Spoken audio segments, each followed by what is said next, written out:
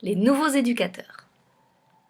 Nombre de nos billets précédents n'ont cessé de dire « La véritable attente des clients qui s'adressent à l'éducateur n'est peut-être pas tant qu'on éduque leur chien, mais qu'on leur donne les moyens d'avoir avec celui-ci la relation la plus agréable possible. » Et de ce point de vue, les programmes et les méthodes d'éducation parfaitement formatés, qui conduisent à des animaux plus ou moins conditionnés, au comportement presque automatisé, sont sans doute déjà largement dépassés.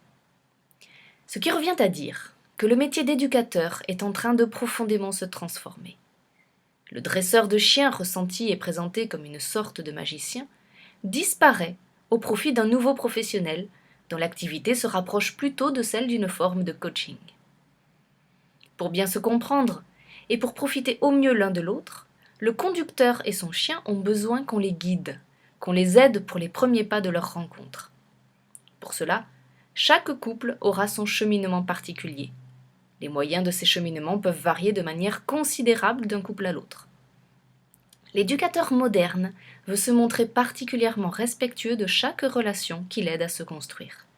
Dans une telle démarche, il n'est pas le gourou, mais seulement l'assistant, le conseiller qui sait être discret et s'effacer quand il le faut, le coach. Et figurez-vous que pour les éducateurs, c'est une excellente nouvelle. C'est qu'un programme classique d'éducation est forcément limité dans le temps.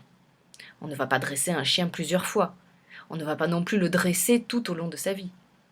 En revanche, une relation est bien une construction continue. L'animal, mais aussi ses conducteurs, l'environnement, tout cela ne va pas cesser d'évoluer dans un sens ou dans l'autre.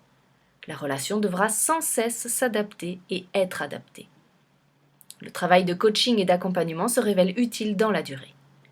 Par exemple, dans nos cours comme dans nos livres, nous expliquons que le chien doit être exercé tout au long de sa vie et qu'il faut donner à son cerveau l'occasion de s'étonner même après l'entrée dans le grand âge. Mais pour un tel projet, le professionnel accompagnateur se révèle indispensable de manière continue tout au long de la vie du chien. Une nouvelle manière, n'est-ce pas, d'envisager le métier d'éducateur ? Élargir le champ de l'intervention. Et pourquoi pas élargir aussi le public animal visé ?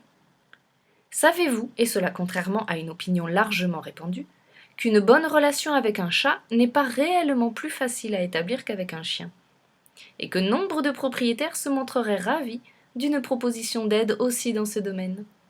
Pour les éducateurs, incontestablement un formidable potentiel à leur portée.